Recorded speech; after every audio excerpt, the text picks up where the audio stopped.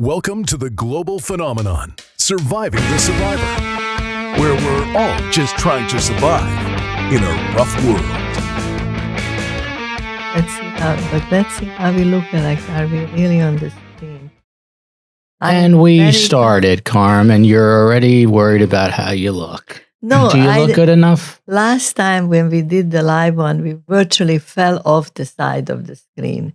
And Karm, it hurts. The beauty of being early for once in our lives is I've been recording you for the last half hour. Luckily, you haven't really done anything that's too outrageous. But I Joel, just want... You know what? I'm going to sue you, Joel. But I did want the audience to see how we start. And it starts with you preening like a peacock in front of the monitor to see how you are. The first thing you said when we got here is, I cannot see myself. Well, because everything was turned away. I'm creating a monster here. And I was a monster way before you. And you are booking yet another interview. I want to congratulate you. You were featured in the Sun Sentinel newspaper covering all of Broward County. I never saw that. And Palm. I mean, I didn't see it. I did see it. You see the copy? I didn't get the hard copy. The hard copy actually comes out today, speaking of that. Yes. Might be a trip up to Fort Lauderdale to get a hard copy. But it covers all of Broward County and Palm Beach County. So I wonder if Donald Trump is reading about us right now. Karm, you don't have to touch that microphone. It's just making excessive noise for no reason. What are you thinking about? You're in deep thought. I was thinking we were supposed to interview this guy who did not show up. And I was wondering if it will be like people's total waste of time and they will be turned off. We have a guest scheduled shortly. And I suggest that you put the guest on first because you think you are great with the other part, but I don't think so. The great part about booking two guests, Karmela, is that when one cancels, like it happened today, two guests in one show, you still have one guest. Yeah, but let's clarify it to our, as you say, as a Pakistani audience. We didn't schedule them on the same time, the same morning, 2 different hours. Correct. And one of them had a tragic accident occur and is unable to make it, but we still have the other guest. Karm, you haven't heard me say this in a while, but you'll hear me say it right now. You are tired. My back is killing me. I had a little knot. I have a notoriously bad back. And I know what you got it from. From what? 100%. From what? 100%. There's a diagnosis. From what? You went outdoors boxing with this guy, and you are very competitive, and you never did anything for the last couple of months. It's not from the boxing. 100% I was from feeling the boxing. It was exacerbated by the boxing, but it was... You know, it's so by annoying. The way, it's like having a narcissistic, self-centered son. It's very bad. Shout out to the Dempsey Lions. The guy who trains Bugs and I, his name is Josh Dempsey. His grandfather, perhaps the most famous boxer in the whole world, Jack Dempsey. You can Google him, Karm. You're into Googling. Mike Tyson reached out recently to Josh Dempsey to ask about Jack Dempsey because Mike Tyson is a boxing historian. He's really into this stuff. But anyway, from boxing to basketball, coming up next, we've got the ex-wife of former NBA great and a coach as well, Jason Kidd. He used to play for the New Jersey Nets. His ex-wife, has a fascinating story, and we'll tell you what it's all about. It has to do with con artists, which is big in the news these days, and we'll be right back with the effervescent Joumana Kidd. Can I do a correction here? Yes. You don't identify somebody by their ex. You identify them by we interviewing her for her own life and her own experiences and her own story And she just, by sheer coincidence, happens to have been married to this famous basketball player. But we are interviewing her not because of who she was married to, but who she is. I think you're used to my glasses. You haven't commented. Your glasses are not making, only that was a stress release, that laughing fit. Be right back with Joumana Kidd. Do you want to help my son? His company, Content Partners Media, specializes in brand video and content creation for innovative companies and others. Please go to www.contentpartnersmedia.com and hire him. I repeat, please go to www.contentpartnersmedia.com.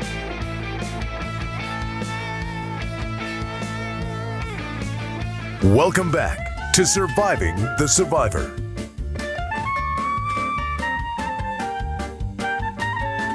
It's time now for the main schmooze. Karm, you're a big supporter of the Holy Land of Israel. Have you ever heard of a guy named Shimon Hayut? Shimon Hayut. You know what? I heard the name, but I don't know where I heard the name. Karm, don't fake it. Have you heard? Do you know this guy? I haven't heard really. How about I really heard the name. Simon Leviev. Have you heard of that name? The Leviev, they're very wealthy people who have department stores and shopping centers. Very good, Karm. Very good. You are on the cutting edge. Well, because I know the Ramat Aviv shopping center, which is one of like Val Harbor in Miami. Except in Israel. Except in Israel. Well, listen, so the New York Times had an op-ed just the other day by a woman named Liz Shear, if I'm pronouncing it correctly. She's the author of a book, Never Simple, a memoir. It's a book about growing up in 1990s Manhattan. Sounds like the 1870s, but 1990s, which was actually 30 years ago. I don't know if he will ever get to you if he goes. We are going to get to our lovely guest in a moment, but let me read this because this is pertinent. So she wrote an op-ed for the New York Times, and it goes as follows. A glamorous crew of hucksters and con artists is taking over our screens.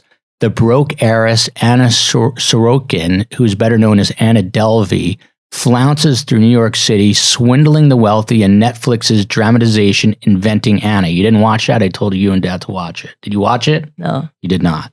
I will, though. The playboy Shimon Hayut, who we just mentioned, known as Simon Leviev, is accused of bilking vast sums from smitten women in Netflix's true crime documentary, The Tinder Swindler. Did you watch it? Not yet. And I told you, I watched that as well. I tell you why I'll have to watch it. I'll tell you. We'll get back to it. A fiery-gazed Elizabeth Holmes hawks useless blood testing technology in Hulu's limited series, The Dropout. Did you see that? No. I just saw the 2020 piece on Elizabeth Holmes. She had that company Theranos. You know what we're talking about? Yeah, Theranos, 100%. She's got the deep voice. She's creepy. She doesn't blink. Anyway, the woman who wrote this article says, for me, the scammers aren't the real story. It's not the beautiful people, the ruinously expensive clothes, the scandal and the cha-cha-ching of money stolen or squandered. It is those who are scammed. It is about the victims, and that is who we should focus our attention on. And with that said, although she has tremendous qualities and a whole other life, but this is just one part of it, we welcome to the podcast, to Surviving the Survivor, Joumana Kidd. Joumana, how are you? I'm good. Thank you. Thanks for having me on, guys. Thanks so much for being here. So let's tell the audience a little bit about Joumana. She was born and raised in Foster City, California. Shortly after graduating from San Francisco State University, which is, by the way, where Bill Cartwright, a famous New York Knick, went to college, she married NBA star Jason Kidd, moving initially to Phoenix, Arizona, where he played with the Suns, and then to Saddle River, New Jersey, where he was playing with the New Jersey Nets. We are both from New Jersey, so we love the fact that you lived in Jersey. Joumana began hosting for the NBA television network, also working for entertainment television for the show Extra. and went on to cover the Grammys and Rock and Roll Hall of Fame ceremonies. She was cast in the VH1 reality series Let's Talk About Pep. She also appeared many times on the show Bethany. She has the word Jew in her name, spelled differently, so we love her even more. And Joumana, I think you created some sort of app, religion-based app. What's that about? Is that still happening? Yeah, I created an app. It's called Dear God, and it just for as long as I can remember, I always wrote in a journal. Every morning I would wake up and I'd write in. It was called Dear God book. And I found it at Barnes & Noble once, and I just loved it. And so every morning I would just like, Dear God. And honestly, I always said that when I, die one day, my kids are going to find all my Dear God books. They're going to be like, Mom was bipolar. Like one day I'm like, Dear God, thank you so much for it. Next time I'm like, Dear God, really? Like what? So it was kind of cool. It was like a, journal mixed with prayer, mixed with, so the app was originally supposed to be kind of a spin on that, like a place to journal. And the more that I kind of researched and stuff, and the more I realized that people really just want to pray. They want a live person to say, I'm in prayer with you. I'm in agreement with you. Wow. And that's really what it is. It's been in beta forever. Yeah. And it's actually literally, as we speak, we're finally now getting to the, you can definitely go on the App Store and download it. And it's really been such an experience, because it's so much more than I ever expected it to be. That's wild. So it's I haven't even really promoted it yet, and I'm already like on there all day, really? Responding and praying with people. And once I promote it and really put it out there, I'm definitely going to get a bunch of prayer warriors. So that way, it's not just me alone. So people can get their prayers answered and have someone support them right away. And have you always been a religious person? Are you like very? I'm not religious, actually. I'm that cliche. I'm not religious. No. You know what it is? I grew up very, very Catholic. My mom. You don't question anything. You just, Mm-hmm. And so I was always a believer, just because my mom.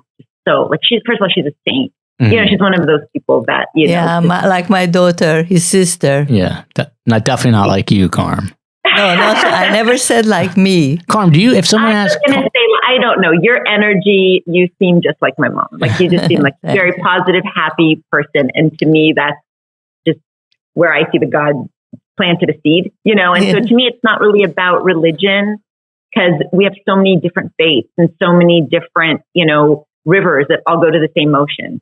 So I think that I just consider myself a Christian now. I just a believer, and I just love people, and I think that I don't know. It's almost like a cartoon to me. Like when we die and go to heaven, like it's just not. I just think that Jesus and God and the nicest, coolest people that are just going to welcome everyone, and it's just. There's something ringing in my ear. Do you hear it? Yes, I do. Is that on your end, Joumana? Is there like a... Yeah. You know what? I need to probably turn that off, huh? It's all my... Yeah, there should be... Yeah. Maybe it's God. Maybe it's God. Yeah, that was God. Like, yes. I turned it off. That was my text coming in on my watch. Yeah, no worries. So, Karm, if someone comes to you and says, are you a religious person? What is your response, Karm? I would say... You're one of the holy. Depends if I'm in a plane or I'm on solid ground. If you're about to take off on an airplane, are you more religious? I'm definitely more. Jews have like a prayer for the road. I don't know where the source of that prayer is. I have one that once I forgot to take it with me, and I was like really upset because. Luckily, the flight attendant had one copy. It's called the Tefillat Hadera, the prayer of the way. And right? this is like so old that you pray that lions wouldn't attack you on the way. Yeah, literally. But that's I know I am religious, but not so good. By the way, Joumana, we love to have guests on and not let them speak at all. We just talk the whole time. It's like being with my family. This is the trademark. So I love it. we can talk about everything, but one of the interesting things here related to what I kind of read off the top is there's a woman out there whose name is Tracii, with a weird spelling, which should have been a trigger right there, Tracii. Her name is Tracii Hutsona, if I'm saying that right. Karm, I know you're not going to correct my pronunciation, please. Okay. With that Hungarian accent of yours. Okay. So Tracii Hutsona, 52, of Phoenix, Arizona, was charged with wire fraud and aggravated identity theft. She was a social media influencer with a YouTube channel called Homeless Millionaire.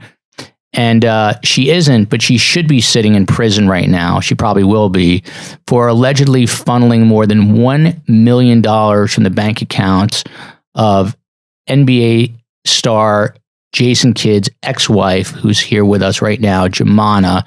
Hutsona had fronted a luxury concierge firm called Elite Lux Life. And in 2015, Hutsona was hired by Joumanas to be Joumana's personal assistant.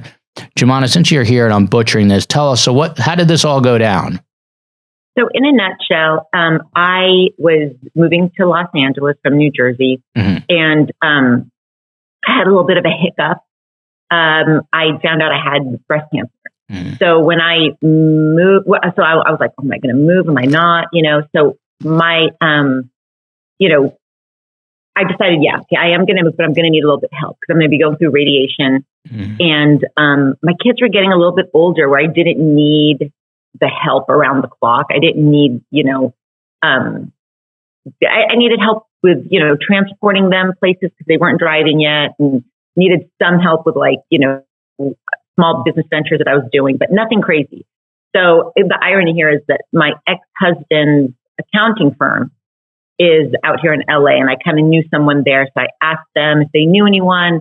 They referred her, but they, full disclosure, we don't know her that well, but she has a concierge service and she's just works miracles. She's just a boss, whatever. So I set up an interview with her, and she was so sweet. Who she reminded me of at that time? She looked just like her. She gave the same energy. Was my mom? Oh my God! Yes, just like her. Carrie Hatcher from Desperate Housewives. Yeah, kind of quirky and sweet, and Yeah. Anyway, at first I thought, this isn't going to work. This woman's got this full concierge service. She's very successful. She doesn't need to do this low grade assisting, not even a full time type gig. But we hit it off so well. And she said, what I can do with you is I could bill you through my company. So therefore, it's not a full time commitment. So, say you don't need me after 6 months, say you don't need me after 1 year. That way, it's not like a, employee boss type situation. I'm just billing you once a month from Elite Lux Life. And the service I'm offering is personal assisting. And we came up with a monthly payment. And that's how we did it. So that was the first thing. That's how she dodged any background checks. And then she kind of, right from the get-go, and her thing, and that you'll find that out about sociopaths, and they study a person. They know what you need, what you don't need. They form into your value system, and and she was just really good at that. I do have to say, I never felt like she was a friend. I never felt like I wanted to hang out with her. But at the same time, she was just on it. You'd ask her to do something, she would go over and beyond. She did a lot of things to build trust right from the get-go, where let's say that I need to call AT&T, but I also have to run to my daughter's, dance school to do something. And I'd say, do you mind calling AT&T? And she's like, okay, but once I get them on the phone, do you mind if I conference you in? Because I don't feel comfortable saying I'm you. And I'm like, to AT&T, who cares, Yeah. But I was like, wow. She trumped me on integrity. Wow, that's awesome. So wow. It was just, you look back at it and she's an actual professional. And, she worked it where, of course, she was in my house when no one was here. Of course, we're coming home from the trip. Let me go fill your fridge up, and let me, and I'm like, wow, okay. That's not even expected. I thought I was winning. I was I'm not even paying her that much. She's just so over and beyond. But really, she knew how to get the information she needed. She knew how to, the stuff that I learned that she did eventually, because it took a while to kind of unravel everything. It was, I hate to say she's smart, but let's just say she could be a successful CEO right now. May I say something? It is your show. You may say something. We never prepare. I never know what he will say. He never knows what I will say. Well, I kind of have a hunch because I know me. You. Because you know me. Yeah, but I have to tell you, I never watched any of these shows that you mentioned. Yeah. Because what you just told me made me so anxious. I'm a little paranoid on the edge. Yes, it's a generational thing. My mother is the same way, where I wish I listened to some of her paranoia. But may I say, it makes me very anxious. And believe it or not, last Friday afternoon, I was scammed with my charge card. What happened, Karm? I'll kill these people. I will tell the story afterwards because we are in here as Karm, you can't throw it out there. Tell us briefly what happened. I'll tell Just don't make it a 9-hour story. It's a very trite story.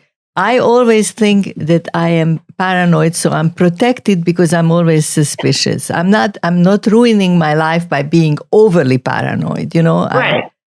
It's a measured paranoia type of thing. Yeah. So the Holocaust is good training ground for paranoia, Joumana. Once you go through that, amongst other things. So anyway, I was only 5 when I went through that, but I had to do things when I was 5. So to make the short story long, I see on my emails for a long time. I see no warning from McAfee that my virus thing expired, and I said, I really need the protection, and I look, and they offer for $99 2 years, and then I fill out my charge card number, the security code, everything. Don't ever do this again without calling me, please. Anyway, so I called, in the very end, after I gave all the information, it didn't go through.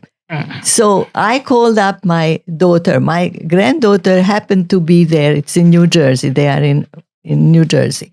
They were together, my granddaughter, who is a college graduate. And they said to me instantly, it's you were scammed. Stop your card. So I immediately tried to get on Chase. Took me an hour of holding. But even today in the car, somebody called me and said, we tried the usual bill to pass through. Then I needed things on Amazon. I couldn't. To make the long story short, I just had this it's so wild that we knew we were interviewing you, and I'm paranoid, and it happened the Friday before. Well, you feel very violated. You feel very violated. Very but violated. Karm, this is not about you. This is about Joumana. So, Joumana, usually I'm not. So, but I just wanted to compete a little. No, and Karm, it's totally about you. It's always about you. I feel like it should be. So listen. So it's 2015, and now she's coming into your house. She's getting you groceries. Are there any red flags that start to go off, or not really? She's just so slick.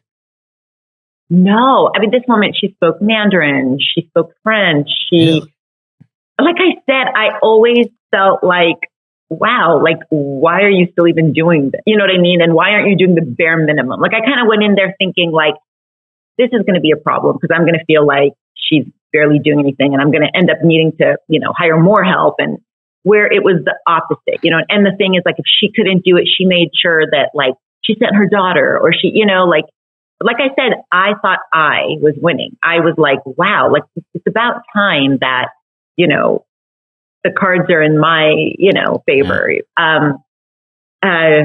She was just I dove into the whole psychopath, sociopath thing, studying that so much. And because I feel like I've had a lot of histories with people with, those tendencies. And it's just insane. I think that we view things by the condition of our own heart. Mm-hmm. And so, or of our trauma or of our experience. And I think that it was always just hard for me to wrap my brain around what people are capable of doing, and She was in the beginning, I did feel like a dummy. I'm like, oh, you're so dumb. How can this happen to you? How, but then once I saw how she orchestrated it, once I learned about her past, once I dove into researching her and seeing how her name changed so much, she really cleaned her track record. Once I connected with her sister and I speak all the time now. This has been her pattern for her whole life. And, when you have your sister who pretty much raised you for the most part, who loves you, who thinks that you're the worst human in the world, that there's some validity there, and that, you start to feel a little bit better. Like, okay, I didn't, just totally get one pulled over, like you feel like an idiot. Yeah. So she has a grown daughter. Oh yeah, she has a grown daughter and a grown son. The son doesn't speak to her, I believe, because he was aware of a lot of what she was doing, and he wanted no part of the, toxic environment. The daughter, I think, again, it's hard for me to completely think the daughter was in on it, but I think the daughter knows a lot more than, someone and she has should know. A husband? She has a husband. She does have she got married while she was working for me, and she always acted like her husband was younger and so caught up, and like a lot of times when she did things that kind of didn't align with my values, or I try not to be judgmental, and like they were very like showy or gaudy, or she started getting like a lot of work done, but she would kind of prep it by telling me like, we have to like, it's the brand of this concierge life. And now we're doing this show, this, homeless millionaire. She would always kind of make it seem like, she's conforming to him and trying to make him happy. And I always felt like, you have to explain to me, like you're an awesome person. Don't worry, where really it was her being herself and kind of, knowing how I was going to view it. So she prepped it to make sure that I didn't think anything differently of her, which I normally wouldn't. I try not to be judgy, but I guess. Maybe it's time. But what's interesting too is her husband. Maybe I can share some of my paranoia with you. Her husband was actually, speaking about two peas in a pod, it turns out he was charged with fraud back in 2010 for doing what else but cashing NFL running back Reggie Bush's checks, who was a high school teammate of his. So they were obviously up to no good together. But you mentioned her sister. So am I saying her name right? Is it Hutsona? Hutsona. Yeah, that's her recent husband's last name. Because that's another reason why it was hard to like Google her or to get my research, is because when she'd been convicted of other crimes, she was Tracii Lynn Vickian. Yeah, Vickian. I saw that as well. And then, right. So she kind of plays the system, and she'd already been to prison and was, or supposed to be paying reparations for her previous crimes when she got out if she worked. That's why she set up the concierge service, and that's why everybody was being billed through, like I was being billed through that. So she never had to really be accountable for any of her income. There's just so much shadiness in this that it's hard to believe that she's allowed to just be out on the street. You know what I mean? Yeah, it's wild. She apparently escaped from prison at one point. Like after a 90-day period, which is insane. I just want to get, so her sister, Deborah Lindstrom, who you say you're still talking to, she was interviewed by the New York Times. She called her own sister a con artist. She said, she's just a con artist. It's really sad to say, and she's really good at it. She has been her whole life. She can talk anybody into anything. She says that she believed her sister's alleged behavior stems from a difficult childhood, which saw Hutsona, the youngest sibling, raised by her sisters instead of by her troubled parents. Karmela, you are the social worker. You're a licensed therapist. I have a master's in social work. I mean, Joumana said something interesting, and I agree with this. She said this woman I mean, she speaks Mandarin and whatever else. She could have been. She's bright. She's bright. She could have been a CEO. It reminds you of like the Bernie Madoffs of the world. And all these people, the show Bad Vegan. Have you seen that, Karm, on Netflix? You have a lot of TV shows to catch up on. No, I tell you something. I'm very self-protective. And as I said before, I'm not exaggerating that this topic makes me a little anxious, especially in light of the fact that I was suckered last Friday, not later than last Friday. Yeah. And I was proud, I'm very suspicious and I'm very cautious. And I was, so that it makes me very anxious to know how many people do this. But I have to say this, that I think usually they sniff out people who have a good relationship with their parents, who are emotional, loving, warm, caring, Well, that's what I was going to say. Thanks to you. There is like a partnership, I'm a good read of people. And you could tell just by looking at Joumana that she's really sweet, she's loving, she's caring. After all these years, it didn't even wear off. It will probably never wear off. You can just tell she's kind of shocking. Honestly, I have friends. My best friend, who I've been best friends with since we were 5. After all of this happened, called me and she was like, "So has it happened?" And I'm like, "What?" She's like, "Do you hate people yet? Like, are you?" And I'm like, "No." She's like, "Whoa." Something's really wrong with you. I love people. I love people. Yeah. I just don't trust people completely. But you know what, though? And you do. But generationally, because my mom is so sweet, loving, whatever, but she doesn't trust. She doesn't. But I do believe you guys went through different things. You guys went through a different life. And that probably adds to it. Like you can't change. Like till this day, if my mom, I'm doing fine. Like I'm comfortable.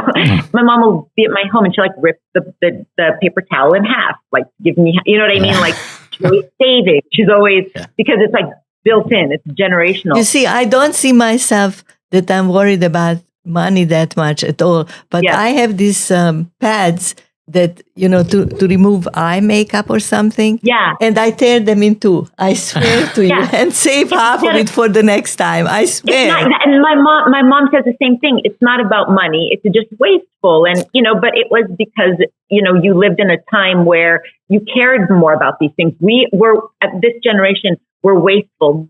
We do everything online. We do, so now couple that with my nature of being a little bit of like a, rosy colored glasses person, I'm a perfect victim for someone like her. Like she had a field day. So when did you hire in 2015? When do you start to realize things are not right? Well, it was funny because my financial guy kept saying to me, like, "You're overspending, you're spending too much. And I'm like, well, we moved to LA. We're definitely like, LA seems like we're doing more. You know what I mean? We're like always out, we take the kids to Starbucks every morning before school, whatever.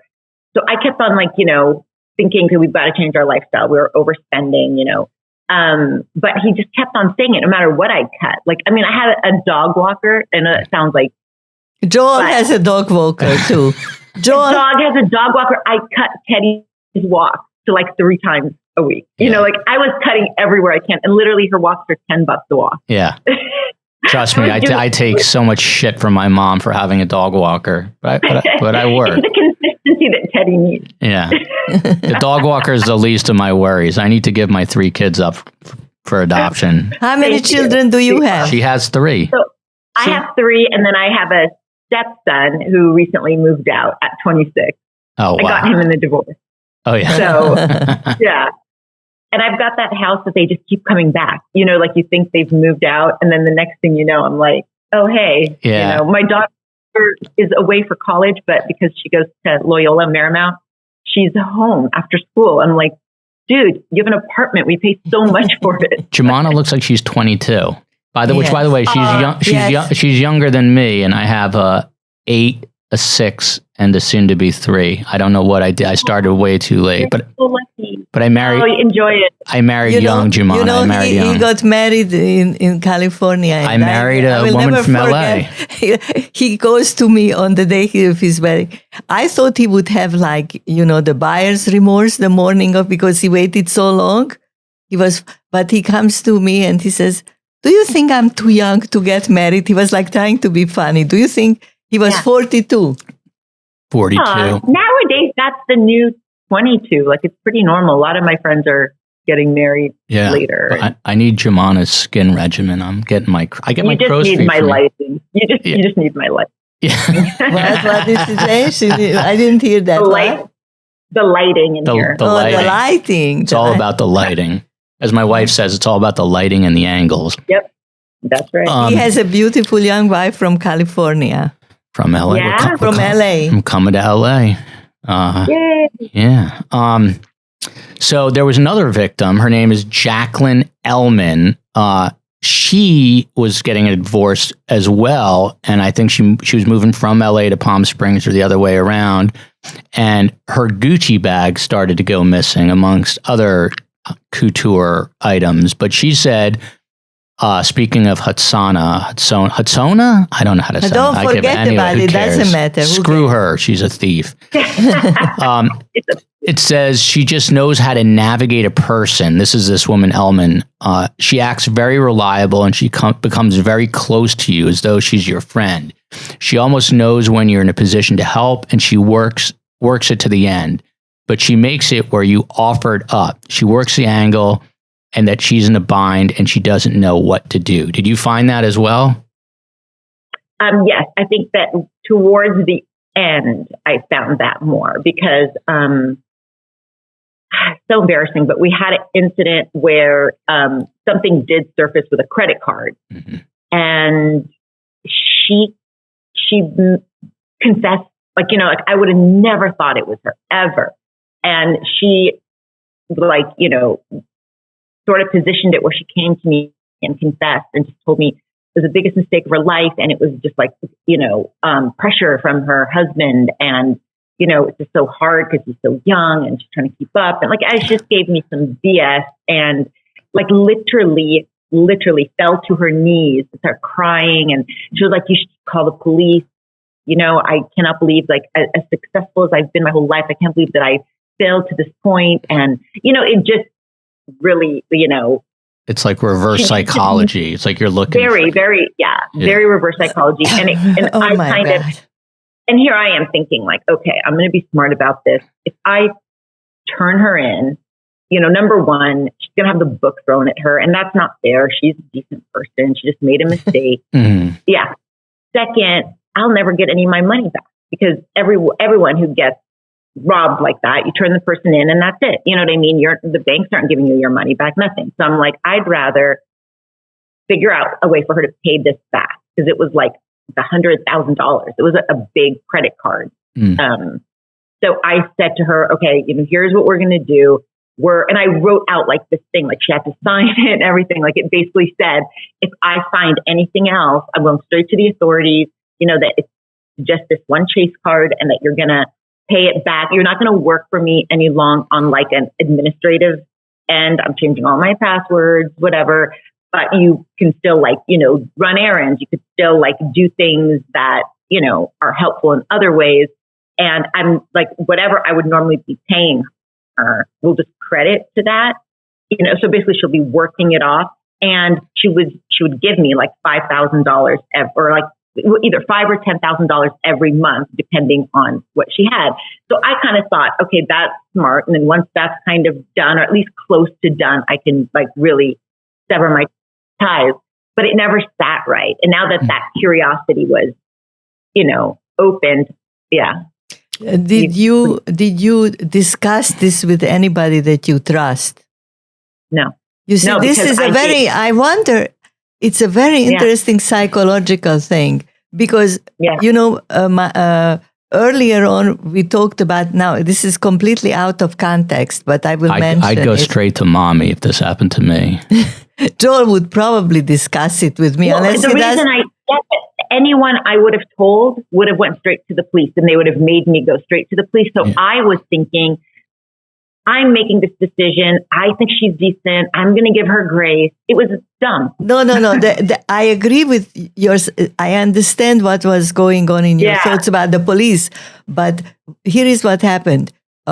We met with one of Joel's friends' widow. It's sad to say. Your 5-year-old, your friend from 5 years old, I have the same friend, Rob Feldman. Rob Feldman tragically died of lung cancer. He was anyway, but the point was, I just met his widow 2 days ago. I put my nose into business that is none of my business. That's my pattern. So when Joel, his entire family, and my husband is at home in a wheelchair. So we went over to the Ritz where they were visiting in Miami, and we were talking, and she was telling me... The same Ritz, by the way, where I took the elevator with my pregnant wife with Dave Chappelle, and Dave Chappelle looked at my pregnant wife and looked at me and goes, "You're fucked." Anyway, go on. That's a side story. Go on. But anyway, so we were talking, and she's also one of these very trusting people.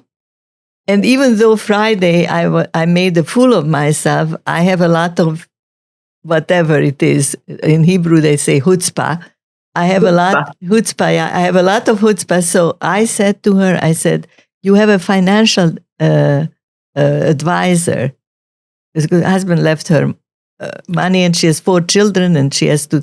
I said, "Do you ever have anybody check on your financial advisor? Do you ever touch base with?" Because she has a brilliant brother, lives in California.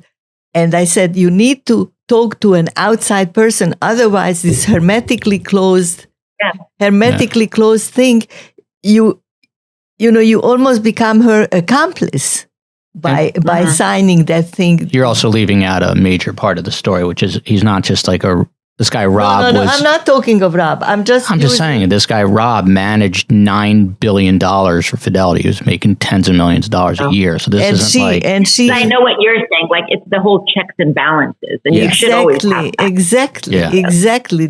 So you didn't. That was my advice to her, and truly, she's a very nice person and very smart, but also one of these, people who have a very big heart. And they are like full of compassion and caring and so forth, but they don't think that somebody who they totally trust as their financial advisor could also siphon away money from them. And you just told her to listen to the podcast, and now she'll probably come and sue us for libel, but that's a whole other story. No, because we LLC'd ourselves. Yeah, we did. So no. That was good advice, and I do agree with you. And I think that that's one thing I've learned in all this is it's important to have people around you who, protect you. And it's not that I didn't have that. It was just for whatever reason, I just felt like I gave her my word and I didn't want her to be embarrassed. And I was still sold on her at the time. That's why. But I knew the minute, and that's what ended up happening, is some time passed and I just didn't feel right. So I said, I got to call Ron. Ron's my financial guy. Mm-hmm. And I called him and I just said, "Hey, Ron, remember when that credit card thing popped up? It wasn't what I told you. It was trade." And let's just say you would have thought we were a married couple going through a divorce. Like, he was so angry with me. But once he was done with the anger, then, we dove in, and then that's when we started finding everything out. And it was insane. Like, and once you unravel one thing, it just completely unravels. And it was stuff I would have never even expected. Like, I just started, I called the kids' college funds, thinking, okay, they hadn't even started college yet, but let me just be on the safe side and change all the passwords and put her name on alert and whatever. And they're just like, "You've been using this for the past 2 years." And I'm like, "What?" She'd been draining my kids' college funds, knowing that I'm not looking at that. No one's looking at that because no one's using it, Until they need it. Yeah. And how, so you hire in 2015. When is this stuff happening where you're finding out about the college fund? How much time has passed? 2019. Wow. So this is pretty recent, 2019. I mean, it is and it isn't, because you to think she's not in prison yet and it's 2022. But yeah, it was pretty recent as far as Why isn't she in prison? Because, our system is a mess. I mean, like, it's just so crazy. It's like, first, the first part of it was, we didn't really turn her in right away. What we did is we hired this like forensics company to make sure. My financial guy was like, I don't want this to be a regular case. I want this on the DA's desk. I want criminal charges against this. This is, and he kind of knew the right people in New York and stuff. So we ended up doing that where it got to the DA. Then it went to the AUSA, which is like higher up than the FBI. So then once they took the case, now all the information that I gathered on my own for them, they had to get subpoenas for it. So then that takes forever to get everything subpoenaed. Then I think they're monitoring her. I don't know. And I'm monitoring her on social media and I'm like, she's living her best life, like spending money. Does she still have the YouTube channel? I don't know about the YouTube channel. I don't think so, but they opened 2 restaurants. They have a restaurant in San Diego and I guess I opened 2 restaurants and then another one in Phoenix. And they're, crazy. Yeah. Which, by the way, that they used a name that was trademarked by a restaurant here in Miami called Bacon Bitch. Yeah. And I don't know. Now she's messing with my city. You know what? And the guy who owns Bacon Bitch is amazing. So when I was in Miami, I went to Bacon Bitch and I met him. And he and I, had a great conversation because he'd been dealing with her. Yeah, she's just crossed a lot of people. And he was even kind of telling me like, wow, when we were in the lawsuit, we were like amazed of how much money she was blowing on the lawsuit. So we were like, someone who just opened a restaurant wouldn't be spending this kind of money on a lawsuit. So there was just so many, things pointing to what she was doing with my money. And to me, again, it's very black and white, like put this woman away. Especially because I'm like, she's probably doing this to people as we speak. Exactly. She's a danger to society. Yeah, now, did COVID have anything to do with the legal delays? I think, that was part of it, but this started before COVID. And then like, it was like probably a year. And then now like, okay, great. Now it's COVID too on top of it. And then in January 2021, I got the call, we're going to arrest her. Now, when they went to arrest her, first of all, she lied. And I think she kind of got like a leak that they're like looking for her. They were stopped by her home or whatever. So then she called them and said, I'm not in Phoenix. I'm back in San Diego. I'll turn myself in tomorrow. And they're like, no, we know you're in Phoenix because they were tracking her. And so she even had like a lawyer call them and say like, she's in San Diego. She'll turn herself in tomorrow. So I think right before they were about to just throw in the towel, they drive by her restaurant one more time and they see her in the alley. So they turn in whatever. She runs on foot. Okay. They corner her, they arrest her. She spends a day in jail and gets bailed out. And I'm thinking, not only, first of all, you have passport fraud in your history. You tried to run on foot. You lied to the authorities where you were. I mean, I don't know. Some may call it white privilege. Some may, I don't know what it is, but she is like, it makes no sense to me, But it is crazy because she literally opened those restaurants with your money. She opened it with my money and is like, like from the looks of the social media, it's always jam packed. They've got a DJ there, And is she on Instagram? Is that where you follow her? She is on Instagram, but she's blocked me on everything. She's blocked everyone I know. But a friend of mine has an account, like it's like 2 people removed. And so we have this account set up just to monitor her. And wow. Unbelievable. Do you know how much bail did she had to post? So you don't know. I don't know, but I remember it not being that much. Like it wasn't anything crazy. And no house arrest, not even like she travels, like she was in Puerto Rico. She's got rights. She could do whatever she wants. And she's 1,000% scamming people. I mean, a leopard does not change its spot. She wouldn't know how not to, if that makes any sense. Even however many years she gets, when she comes out, she'll be scamming people. I have a very kind of non-comparable comparison. Yeah. Okay. When Joel and his sister were little, and I was going to graduate school, like they were really little, and I had a lady from Haiti watching them, and I became so dependent on her psychologically. Yeah. I not only just by helping me with the children and the house, that when she had to go back to Haiti, I was weeping. When my mother used to come visit from Europe and go back to Europe, I never cried like that. Mm-hmm. But when this woman, because you get so, they take care of you. Yeah. They take care of your very basic needs, and you become a little bit, emotionally. This was an older lady in her 60s. Yeah. This is how I feel when my dog walker leaves. But you're right. I think it's a dimension of the emotion that people overlook. Because here you are, you came back to California with 3 children, and you have all these, and she takes care of things, even guesses what your need will be, and takes care of you. Yeah. Takes care of you. Yeah. And you become very emotionally attached to a person. Did you? Like that. So I know what would happen to me. I would get outraged and want to murder people. Did you ever reach that point where you were like, F this B? And were you ever, did you ever, you can tell us, Joumana. You can tell my mom. How, I wish I could say that, but listen, for me, God, I wish I could be like Joumana. No, you don't. You are like Joumana. I hate to tell you, you are like Joumana.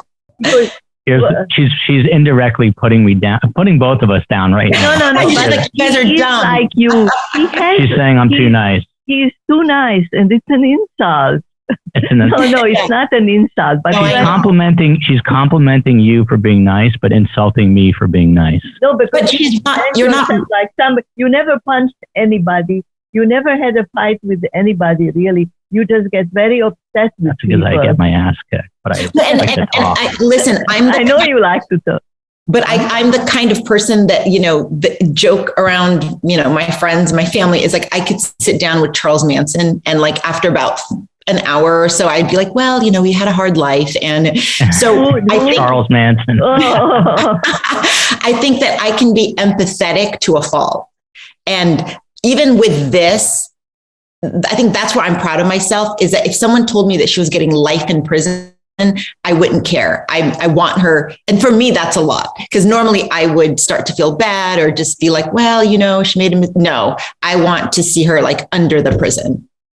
So that's. But you were thrown by fate. You were thrown in with somebody who is a virtuoso in her field, who is a world class. Even the fact that she's now opening restaurants and going around, it just proves that she is unbelievably talented in her area. She is. And this, don't be too disappointed if she weasels out in some ways. My biggest anxiety, I've got 6 minutes before our Zoom shuts off. So I'm going to, go ahead. Go ahead, Joumana. Well, but just to say this, that I was very terrified of that, because she can outsmart the system. And I feel like a lot of what happened and why she's where she's at is because she did that. But they are reassuring me, the AUSA is reassuring me that, trust me, this is going to play out great for you. So that's all I can do is be patient. In the meantime, we have only 3 minutes. I think you are just a great, lovely person. Oh, thank you. And it's a wonderful gift that you can see the world with such empathy, I think. And in some ways, I can do that too. That's how I was a social worker for 35 years and all sorts of stuff. So to make the long story short, we wish you a good Karm, life. I'm not done yet. This is the first I time love her. Why are you even here? It's her show. Yeah, I know. Trust me. Listen, we got featured in a few newspapers. Now it's all going to her I'm head. the diva. She's doing another radio interview. I love it. He says. We get into this where we're in a studio in Miami. She's like, I can't see myself in the monitor. It's getting out of control, Joumana. No, but you know what it is? You know what it is? This COVID, he said to me, let's do something, because I was just sitting at home and watching my husband in a wheelchair who is kind of getting worse. Yeah. So and he's 88. So we started to do this, and it really, now we have cups. You should send this. Well, I'm gonna send Joumana a hat. Yeah, she can rock around LA. Of all people, she deserves it. Actually, we're gonna be in LA twice. I'll introduce you to the wife, and we'll grab. Oh, that would be amazing. Yeah, you have awesome. my info. Let's definitely connect. I would love that. Yeah, 100%. Can you tell me where in LA? I don't want anyone. No. She can't tell you where this is in LA, but you'll talk to her and you meet in a place. Beautiful. See how we need your mom around. Look at you. Yeah. Joumana, has Netflix approached you? Because that's coming No, next. they have not approached me. And I think the shows that you mentioned that you want your mom to see, you need to see the Shrink Next Door. Which one is it? It's called the Shrink Next Door. Oh no, my husband was a psychiatrist. Oh, this is so good. It's really, really good. Yeah. And that's yeah, it's about a therapist who becomes best friends with a client and pretty much took advantage of him for 30 years. Wow. And it's a true story, right? Yeah. Talk into that mic, Karmela. What happens for 30 Whatever you do, talk into that Wait mic. a minute, I'm taking notes now. It's not hard to remember. It's called The Shrink. Your husband's a shrink. The Shrink Next Door. Next door. Yeah. The Shrink Next Door. Well, that we have a lot of. You have to watch Bad Vegan. You've got to watch. Those are good. About her. But I hate that they glamorize that Anna. You know what I mean? Like that really ticked me off. They just glamorize that show was 9 episodes too long, by the way. But anyway, Joumana, I knew we were off to a good start when, as I said, you had the word Jew in your name, even though it's spelled differently. It's awesome. It has nothing to do with Jews. It has to do with a wonderful person. Who was the reason you were scammed is because you are a wonderful person. Thank you. The reason I was scammed is because I need so much security. I went for the McAfee. You went for security and got scammed. And you were just a nice. By the way, Joumana, of all the million interviews you've done, what do you think of our podcast? You guys are amazing. My son is about to start a podcast. It's my son, my daughter's boyfriend, and his brother, and they're so nervous. So I'm going to give him some feedback of how you guys are so awesome. And well, when you see us, you can show it to them. Yeah, that's what I want to do. Karm does personal training. She can do that as well. Podcast training now. It's all gone through her head. You should. They probably should have you guys on their show one day. That would be cool. That would be awesome. That would be awesome. And we're going to need you to help spread the word once we get the episode up next week. For sure. Thanks so much. Joumana, thank you. We're going to be right back with a new Schmooze. Thanks.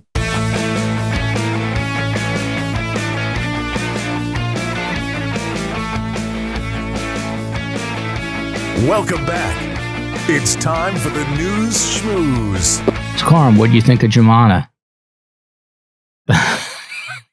I'm not doing this week after week because she's lovely. Okay, we never met her yet. We record out of sequence, so we have not. Usually Karm blows it, as you all know, and reveals how our guest was. This week, we have not interviewed our guest yet. So I threw a little curveball at Karm. She handled it well, but we're about to interview Joumana. But you already heard her because... Now I believe that he doesn't feel well because he said I handled it well. Karm, onto the news Schmooze. I would be remiss if I did not start and get your take on the slap heard round the world. Now, you are a big movie buff. You watch the Oscars every year. You get into it. From what I understand, you watched quite a bit, but you missed the slap heard around the world when Will Smith slapped Chris Rock. I have a comment on it. I would love to hear it. What do you think of it? First of all, I still question whether it's real. I have a feeling it might come out that it's not real still. May I say something interesting? There was a real, cognitive dissonance. The fancy word for saying I'm confused. The camera turned to, what's his name, Smith? Will Smith. Will Smith. Will Smith. Will Smith during the Oscars. By the way, I watched religiously for about an hour and 45 minutes, at which point I said, this is so boring, goodbye. And I missed the best part, which this was definitely, because otherwise nobody would talk about it. But this is what happened. I saw reruns, and they showed the face of Will Smith, and he is laughing at Rock's joke. He is laughing. Yeah, that's what I don't get. He is laughing. Wait a second. He's laughing. What is he? Is he like senile like me? Does he have a senior moment where the mood changes so rapidly, instantly? First, you laugh at the joke genuinely, and then you get up and slap the comedian. I see a lot of commentary, even on Facebook, how the stand-up comedy has died because nobody considers humor anymore. I think they're going to try to cancel comics now. I think that's next. Cancel comics, yes, because you know why? It's like George Carlin is going to roll like over. The kings. They are the present-day king's jesters. Correct. And the king's jester was the only one who had the right to tell the king the truth without being killed. And now it is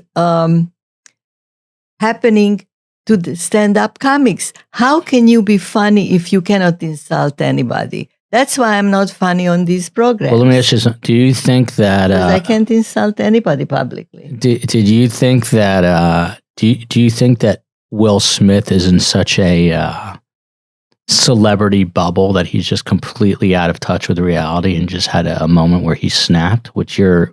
As a former social worker, what's your take on this? Which, by the way, I read a couple of stories. One was interesting. It was by a body language expert who analyzed it with the audio off and is convinced that it's all completely set up. And I tend to agree. It's almost like slapstick. If you look at it, like he comes up there and he winds up and then he swings and Chris Rock just goes like, that's not a normal reaction. And then Chris Rock has a very clever line. What did he say? Something about live television. This is a prime example how live television works best or something. Now, Jim Carrey, you know Jim Carrey, Karm? The actor. The actor, the comedian, he came out and said it was a spineless audience that they later applauded for Will Smith and said he was sickened by it. Meanwhile, Kareem Abdul-Jabbar, basketball player, who's become sort of the Yoda of our times. He's like a wise old man now. He wrote an article, an op-ed, and basically said that it was a petulant, as he says, a petulant little slap, but the ramifications were huge. He says it makes men look bad, it makes black men look bad, and all these repercussions. And he went on and on. It was like throwing a pebble into a pond, the ripple effect. So, I don't know. I still don't buy it. I tell you something. When I was getting my Oscar, I was so darn stressed to compete with those other 4 people. I was out of my mind. Do you think that's part of it? That he was so stressed out that he didn't know? He was so stressed out that he was virtually losing his mind. You imagine all these years he has been in movies, and this was the first time wasn't he in this black, what is this? Karm, you're developing this grunting, as you would say, a tick. It's not a tick. Older people have dry mouth. Yeah, it's not good to do on an audio-based show. It's not an audio-based, they have to see me to believe it. So, I don't know. I think we're going to still find out more about this. By the way, coincidentally, and incidentally, I purchased tickets to see Chris Rock April 14th at the Hard Rock, Chris Rock at the Hard Rock. And the minute this happened, ticket sales just soared. So nosebleed seats, which were going for like $90, are now going for $350. Now I'm contemplating whether I should just sell my tickets. But there's no way I can miss Chris Rock. May I say something? Yeah. Whatever else this is, here is what it accomplished. It otherwise it was acknowledged before this happened that it was the most boring Academy Awards, and now a week later it's all over the place still. That's why I think it's a setup. By the way, they said if Joe Rogan, some people slapped Chris Rock. No. If Will Smith slapped Joe Rogan's a black belt in jiu-jitsu, a black belt in taekwondo, he would have sidekicked Will Smith into outer space. And by the way, that's another thing. Like Chris Rock's reaction is not normal. If someone slapped you as hard as they could in the face, would you just first of all, he rolls off the slap like a seasoned boxer, like Floyd Mayweather. Was there even contact? Yeah, I don't know. But I would have kicked him in the nuts. Because the fight scenes in the movies are like fake. Yeah, it could be. It looked choreographed to me. But anyway, we go on to when you go on the 15th, see if that side of his face is swollen. Karm, I will. This next story, as you can attest to, is very near and dear to my heart, something that I actually think about daily and which may be happening to me very soon because I'm on the border. From gas to groceries, soaring prices are straining households across the board. More than 3/4 of working Americans said that inflation has impacted their finances over the past year. This is according to a report by Salary Finance. While wage growth is high by historical standards, except in my household, it is not keeping up with the increased cost of living, which is rising at the fastest annual pace in about 40 years. Now, when wages increase at a slower pace than inflation, paychecks don't stretch as far. And because of that, workers are running out of money faster. Salary Finance has found that roughly 20%, that's 1/5 of employees in the country, 1/5 of all American employees regularly run out of money between paychecks, which is up from 15% last year. This is according to a survey of more than 3,000 working adults in February. Now, everyone's got a comment to make. People like my sister, stop talking about money. Other people say, stop talking about Joe Rogan. I will not be silenced, Karmela. I will not be silenced. Why? Why should I be? What is it, virtue shaming? I like that term, virtue shaming. But let me tell you something. It is a constant stressor. Something? A constant I know you like stressor. to listen yourself reporting, Yes. but I think that even before this happened, that the prices went up. That was preceded by COVID. Many people could not work because they were in jobs that, like restaurant workers, they had no jobs. They were depleted completely. This came, and they were always living marginally. And now, on top of it, came this thing that the prices went up just when they started to maybe get jobs. The prices went up, and they're still, running out of money after the 15th of the month. And nobody seems to care. This is how the system works. In the meantime, the big corporations, and I hate the big corporations already. Yeah, so do I. And I had very little passion in that area. But they are making more and more profit, and the little people... Me? You are the smallest of the little. Well, let me tell you something. My midlife crisis is not wanting to drive a Lamborghini. My midlife crisis is wanting to buy groceries without having to calculate numbers in my head. And let me explain. Joel, don't ever cry with 2 loaves under your arms, because there are people who are in worse positions. But let me just tell you, just this past week, we had lunch with one of my oldest friends in the world, Rob Feldman, may he rest in peace, with his wife and his daughter. He was envious of a dead person. Rob Feldman, the highest in Highland Park, with all the Dave Camps of the world and the Steve Isaacofs of the world, Rob Feldman, the highest IQ. He could have been a Nobel Prize winner in physics, Nobel Prize winner in whatever he chose. But he chose money. And I never realized this, but I had a conversation post our conversation. He always focused on money. And my midlife crisis is that I never focused on money. And now I've got 3 young kids that require money constantly. I went as an ATM machine for Halloween a couple of years ago as a joke. That was the funniest. And my kids were the money. No. The kid, yeah. The kids were the cash coming out of my ATM. But my point is this. I never was aware of the importance of money and finance. And I blame you. And I blame you. You sent me to Brandeis. Huge waste of time. I grew up in an academic town where education is important. Whining is off the air, okay? Whining is on to the next story. On the way home. I'm just saying that the harsh realities of financial well-being. May I go back to Robert Feldman? Because yes, may he rest in peace. I don't know any Latin, but I know there is a Latin saying, which I will translate loosely, never say anything bad about the dead. Robert Feldman, who was a brilliant mind, he went to South Africa and he helped them. He was one of the first computer experts in the world, and he helped them set up their computer system. Then he went to some developing countries and he helped them do the same thing. He wasn't, it was for him a sport. He never used this money. He had a lousy old car, speaking of Lamborghini. Right, his wife said he would never buy a new car. He wouldn't buy a big house.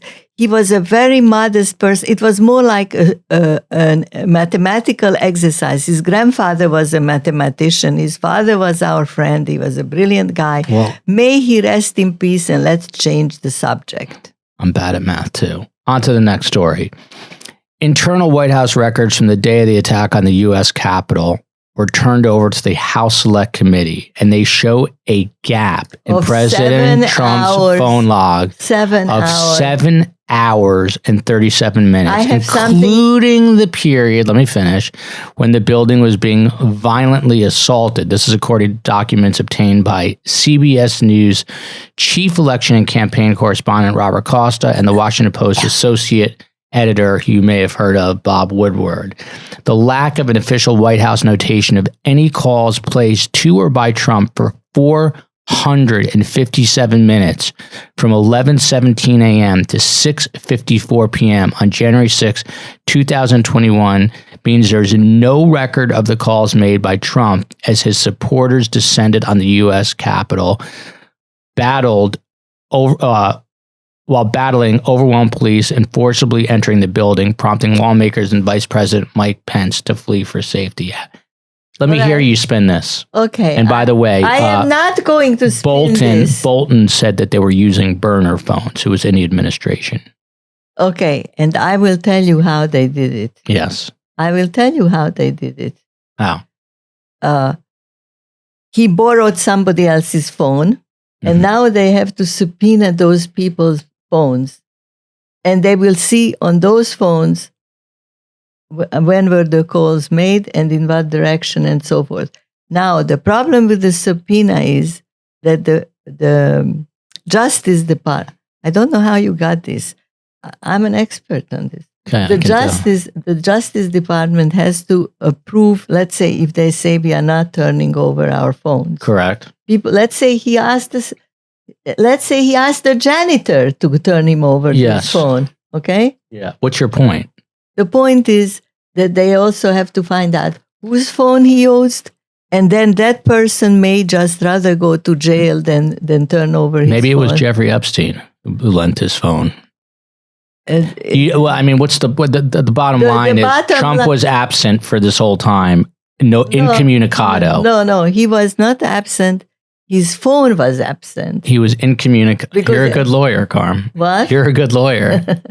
Well, I'm not defending him. Is Teflon Don going to get off on this one too?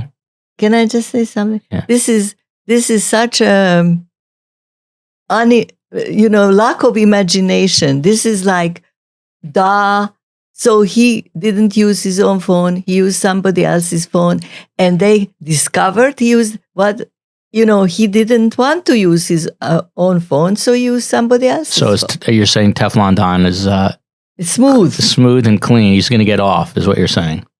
Well, I don't know. Even though he orchestrated this entire thing. Depends on how the people who are near him are still loyal to him or not. I want to get this next guy on the show. I've already emailed the great Stephen Cohen to see if we can make this happen. aliens are not only abducting humans, but are using mind control to integrate themselves into Earth societies. This is what, don't shh me. We had the great Dr. Avi Loeb on. Yeah, but he didn't talk about this. He didn't talk about but this is a professor who happens to be Jewish. What Dr. has David that got Jacobs, to do with the price of rice in China? Who's at Temple University, one of the premier universities out of Philadelphia in the entire United States. My point is that this guy is no, okay, what does he say? No shoe salesman. Then how are they doing so listen. this? How are they doing So Dr. Jacobs, a professor of history at Temple specializing in ufology, has written several books on the subject of alien abductions, interviewing alleged survivors to gather and compare testimony. Speaking on the documentary Extraordinary, The Revelations during UFO Week on Blaze, the so-called expert has set out his findings, which he has argued from a frightening conclusion. Is that English? I don't know. He claims that by abducting humans from the planet and subsequently using mind control, an alien species is preparing to take over the Earth. The professor said he had spoken to a huge number of abductees who told them that in the future, they would quote unquote have a job to do. How do you reconcile this? This guy is a legitimate professor. Yes. You know what my first thought? Yeah, I want to get this guy on the show. The aliens are coming not soon enough. It can't be worse of them than the mess that we are creating here. Aliens sell. So I want to get this guy on. People love this stuff. I know. Do you believe in this? No. You don't think there's aliens? No. That they didn't penetrate it. I can see that they could penetrate through, for example, subliminal messages, even today, everywhere. I start to hum the... So what this guy's saying, it's mind control. What do you think that is? What do you hum? Wait a second, what is that anti-psoriasis song that they always sing? I don't know. I already started to hum it and I don't have psoriasis. I don't know. No, the point is that there are subliminal messages that can influence people's minds, but we are focusing on very phantasmagoric ideas because we have a hard time dealing with here and now. And I think that's how people escape everyday reality. Would you be interested in speaking to this Dr. David Jacobs? Most certainly, since I know that we get like 2,000 hits on a really stupid thing like this, and nobody listens to something that has to do... That's intelligent. What? That's intelligent. That's more intelligent. Well, I've already asked the great Steve Cohen, who helps us with booking, to see if we can get Dr. David Jacobs. So stay tuned. We'll be right back. Were you going to say something? No, I was sighing. Be right back with 3 questions for Grandma.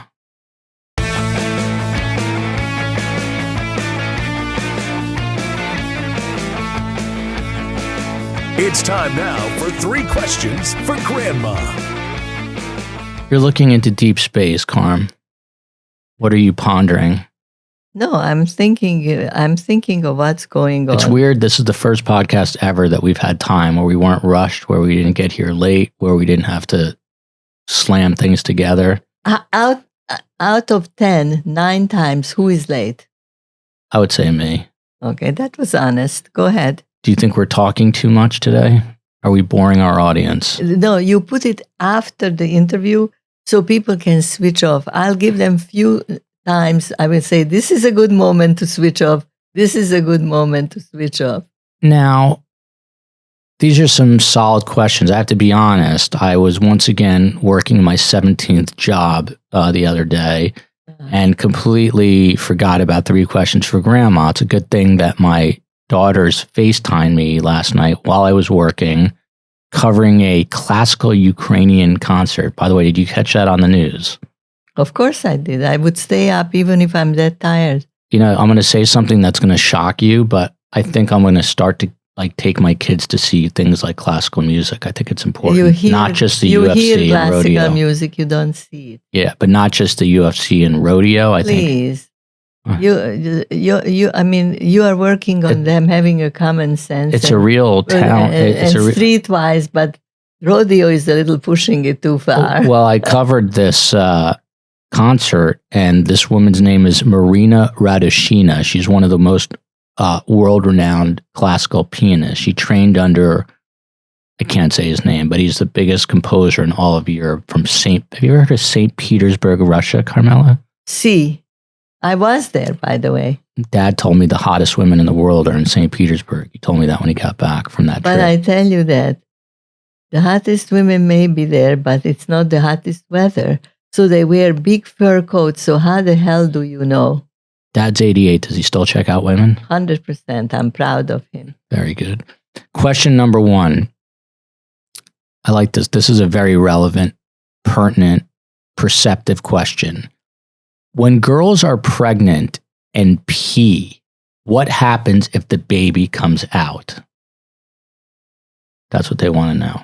Okay. The baby is in a different compartment. Like imagine different bags, and the baby is in one bag. These are real questions. And the urine is in another bag. So really, there is no danger. They're very worried about it. Karm, if you're going to cough, at least turn away from the microphone. Maybe I cough even more. You don't speak into the microphone 90% of the time. And during the night, it's my throat. You don't speak into the microphone 90% of the time. When you cough, you go directly into the microphone. It's unbelievable. All right, go ahead. Question number 2 comes. The first one was from Vita Aliyah. Ooh, I'm getting an alert right now. Academy leaders say they are outraged by Will Smith's behavior in a letter. Yeah. I really care what the Academy thinks. So don't read it to me. Continue. I just got an alert on my iPad here. Now, question number 2 comes courtesy of Zizi Elise. And this question was asked last week, and I forgot to ask it, so it's been on her mind. And it must be because she saw you. The question is the following. Why, when you yell, do you see green veins popping in someone's neck? I never yell with green. Really, I yell, but no green veins. No, but why do you sometimes see green veins popping in your neck? Because who would listen to this right now? Today we are bumming out, but more than usual. So anyway, when you yell, you strain your vocal cords, which are in your throat, and your whole throat, and the little veins pop out. But I don't know if they're green, blue, or pinkish. And I don't know if it's vocal or vocal, but I'll go with either one. Last question comes from the great, wonderful, sweetheart of a boy and a grandson, Judah Mack. He has a very profound question. Why do girls go to ballet? You know what? This happens. This can be the deepest, most culturally challenging question. Yeah, why do girls go to ballet? And if a boy goes to ballet, they declare him gay. Yeah, right? Obviously never heard of Mikhail Baryshnikov. Yeah, but most boys don't like girls. The girls think. But anyway, it's an excellent question. It goes in the category of why girls play with dolls. By the way, because from birth, the parents stick a doll into a girl's hand and the truck into a boy's hand. At best, at worst, a teddy bear, a boy. But no live baby. Trying to cut sugar out of my diet, Karm, and a little bit of withdrawal. That's why I'm having a green tea that's got artificial sweetener, and it just because I haven't had sugar. That can cause cancer in the long run. Probably better off with real sugar cane. Karm, any concluding thoughts today on today's podcast? It's low energy. It's boring. Even I'm bored, but we love each other. That's all. Love you, America.